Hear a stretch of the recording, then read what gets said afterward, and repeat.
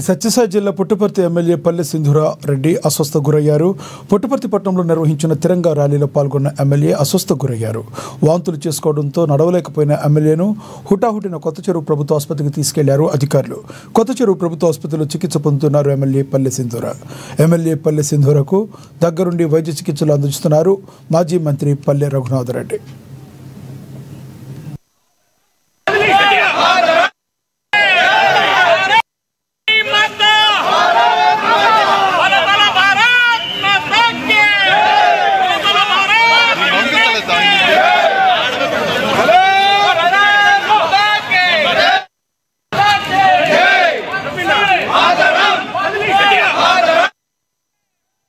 పల్నాడు జిల్లా సత్తెనపల్లి పట్టణంలో సైనిక దళాలకు సంఘీభావం తెలిపారు కూటమి నేతలు.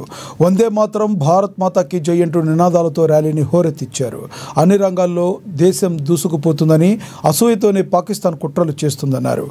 టీడీపీ నేతలు కొమ్మలపాటి శ్రీధర్, తాతా జయప్రకాష్ సింధూరు విజయవంతం చేసిన సైనికులకు సెల్యూట్ చేశారు.